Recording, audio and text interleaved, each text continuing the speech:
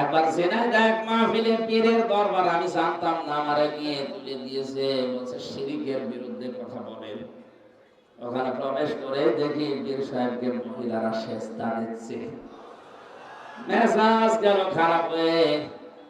শিরকের যত প্রকার আছে, শিরক বিজাত, শিরক বিসিফাত, শিরক বিল ইখতিয়ার, শিরক বিল হুকুক, নাম ধরে ধরে ব্যাখ্যা আরম্ভ করলাম।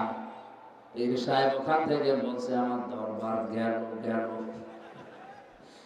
তো দরবার আজকে তুলে দেব।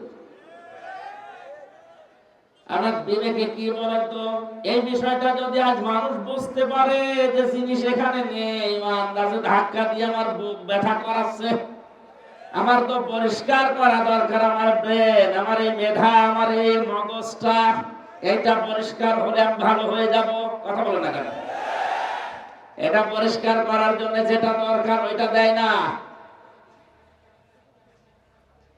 এদেশে শত শত বছর আগে যে পীর সাহেবগুলো ইসলাম নিয়ে এসেছিল, তাদের দরবারে মানুষ গেলে তার আগে কোরআন তুলে দিত যে আল্লাহর বান্দা এই নাও, তুমি আল্লাহকে পেয়ে যাবা।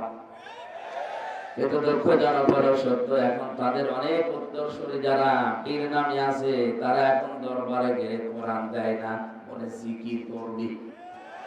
তাও সে জিকির জাতের জিকির হলে তো হয়, এমন জিকির দিয়েছে।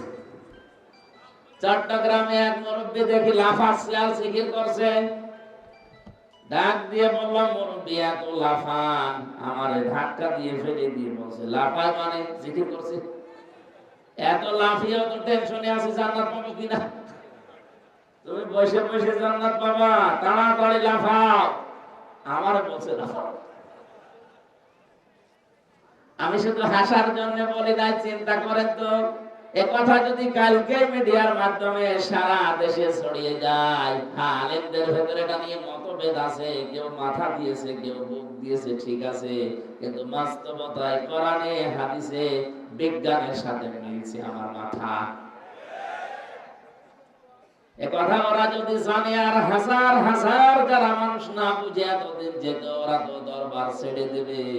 বিশ্বাস করে ওই মানুষগুলো আমার আর ভালো বলবে না, তখন বলবে শত্রু যে এই আল্লাহ নবীদের বিরুদ্ধে।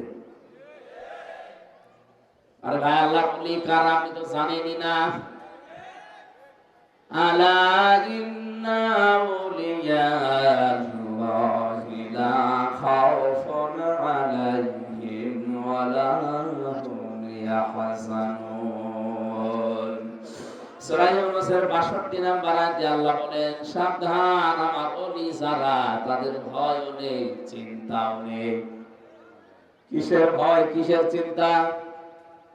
আল্লাহর ওলি যারা, আল্লাহর বন্ধু যারা, আয়াতের ব্যাখ্যায় নবীজি বলেছেন, আল কাসিবু হাবিবুল্লাহ, যারা কাজ করে খায় এরা আল্লাহর বন্ধু। এই যে ক্ষেত খামারে যারা কাজ করছে, কাজটা ছোট না, অনেক বড় কাজ। এই প্রচন্ড রোদের ভেতরে, বৃষ্টি কাদার ভেতরে যারা ভিজে, রোদে পুড়ে মানুষের ফসল তৈরি করে, আল্লাহর কসম, এই মানুষগুলো যদি ৫ ওয়াক্ত নামাজটা আর পর্দাটা ঠিক রাখতে পারে, এই সরাসরি জান্নাতে চলে যাবে।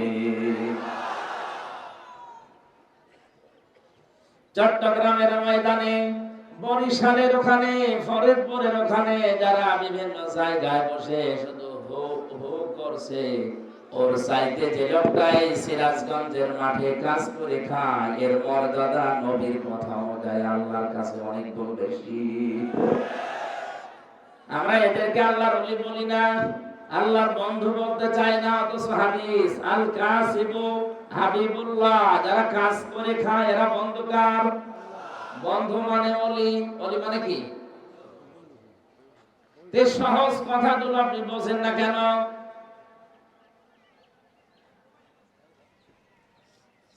পরিষ্কার যাদের কাছে হয়েছে যে অজিলাত কুলুবুহুম, মানুষের কলবে কাঁপ ধরে, মানুষ চিন্তা ভাবনা করে, উপলব্ধি করতে পারে।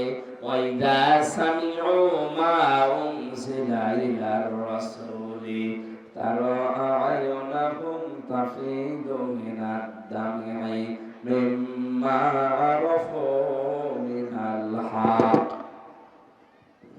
এটা সূরা মায়েদার ভেতরে আছে।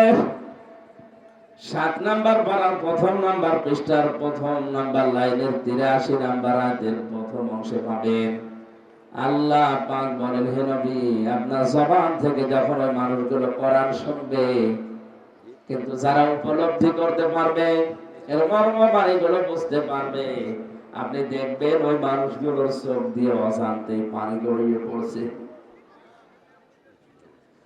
কোরআনের আলোচনায় সবার চোখে পানি আসে না, এটা বোঝার মতো যোগ্যতা আপনার থাকা লাগবে। সত্যি যদি আপনি বুঝে থাকেন যে আল্লাহকে বলতে যায় আর আমি কি বুঝি, উপলব্ধি করার যদি মর্ম বাণীগুলো উপলব্ধি করার মতো যোগ্যতা আপনার থাকে, পিটানো লাগবে না, এমনি আপনি কাটবেন। এখানে ইমানদার যখন কোরআন শোনে, ওদের অন্তরাত্মা কেঁপে ওঠে, ওদের ইমান আল্লাহ চাষিল আরো বাড়িয়ে দেয়। ওয়া আলা রাব্বিহিম ইয়াতাওয়াক্কালুন। ওই মানুষগুলো সর্বশেষ বাড়ি যাওয়ার আগে একমাত্র ভরসা করবো আল্লাহর উপরে, এই সিদ্ধান্ত নিয়ে বাড়ি যায়। জোরে বলেন সুবহানাল্লাহ। আল্লাহ আমাদেরকে এভাবে কোরআনে কারীম শোনার বোঝার মতো তৌফিক যেন দান করেন, বলেন আমিন। দরুদ আর সালাম পড়ছি আমাদের নবী মুহাম্মদ রাসূলুল্লাহ সাল্লাল্লাহু আলাইহি ওয়াসাল্লাম। আমি মাত্র 2 মিনিটের ভেতরে একটা গুরুত্বপূর্ণ কথা বলছি, খুব খেয়াল করবেন, এটা সবাই বুঝবে আমার মনে হয় না, তারপরে যারা খেয়াল করছেন জ্ঞানী মানুষ দেখবে। পৃথিবীতে যত ইবাদত বন্দেগী আমরা দেখি, প্রত্যেকটি ইবাদত নষ্ট হওয়ার পেছনে কিছু কারণ আছে। এটা মানেন তো নাকি? ওযু করলে ওযু ভেঙে যায়, নষ্ট হয়ে যায়, কয় কারণে? 7 কারণে। কয় কারণে? যে 7টা কারণের কথা পাওয়া যায়, ওর একটাও যদি কেউ পায়, তার ওযু আর থাকবে? বলে না কেন? ওই ওযু দিয়ে নামাজ হবে, আরো জোরে। নামাজ ভেঙে যায় এরকম 19টা কারণে। কয়টা? এর একটা যদি কেউ করে, তার নামাজ আর হবে? মানুষের আমল বা কাজও ভেঙে যায়, নষ্ট হয়ে যায় 2টা কারণে। যারা কুফরি করে আর আল্লাহর পথ থেকে মানুষকে বাধা দেয়, এদের আমল নষ্ট হয়ে যায়। তাহলে এই আয়াতগুলো হাদিসগুলো দিয়ে আমরা কি জানলাম? পৃথিবীর যত ইবাদত আছে সবগুলো ভেঙে যাওয়ার কিছু না কিছু কারণ। জবাব দেওয়া লাগবে সবাইকে, আছে না নেই? জান্নাতে যাওয়ার জন্য যেটা সবচাইতে জরুরি, তার নাম ঈমান। হ্যাঁ, কয় কারণ? স্টেজে যত মানুষ আছে সামনে আসে, যদি একটা একটা করে পরীক্ষা নেওয়া হয় যে 10টা কারণে ঈমান ভেঙে যায়, বলেন তো অধিকাংশ মানুষ ফেল করবে। অথচ ঈমান ভেঙে গেল, ঈমান নিয়ে আর জান্নাতে যাওয়া। ওযু ভেঙে গেলে যেমন নামাজ হয় না, 19টা কারণে যদি নামাজ ভেঙে যায়, নামাজ যেমন বাতিল হয়ে যায়, নষ্ট হয়ে যায়, ঈমান ভাঙার যে 10টা কারণ আছে, একটাও যদি পাওয়া যায়, ওই ঈমান ব্যর্থ। ওই ঈমান নিয়ে আপনি জান্নাতে যেতে পারবেন না।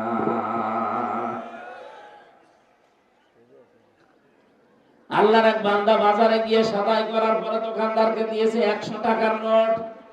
টাকাটা উলট পালট করে দেখে বলছে, না এটা চলে না, নিয়ে যান।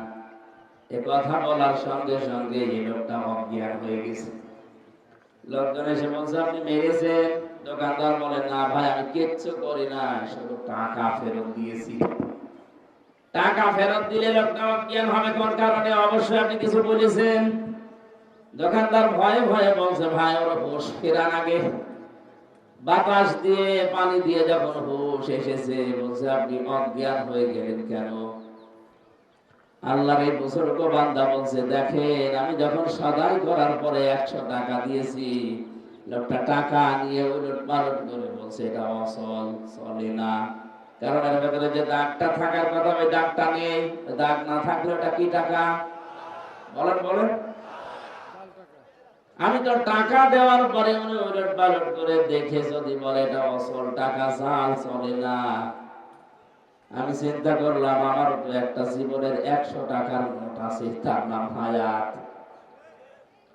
আমার 50, 60, 70 বছরের একটা হায়াত। আমি এখনই যদি মারা যাই, মহান আল্লাহ যদি আমার হায়াতে নামকে এই 100 টাকার নোটের দিকে তাকিয়ে বলে, হামজা এটা অচল, এর ভেতরে সুদের গুনাহ পাওয়া যাচ্ছে, এর ভেতরে বেপরদার গুনাহ পাওয়া যাচ্ছে, মানুষ ঠকানোর গুনাহ, জুলুমের গুনাহ পাওয়া যাচ্ছে। এই আমলনামা দিয়ে, এই জীবন দিয়ে, এই ভাঙা ঈমান দিয়ে আমার জান্নাতে যাওয়া সম্ভব না। তখন আমার কি হবে ওই চিন্তা করে আমি সেন্সলেস হয়ে পড়ে গেছি। তাদের চিন্তা ভাবনা, আর আমরা আছি কোন ধাঁধায়।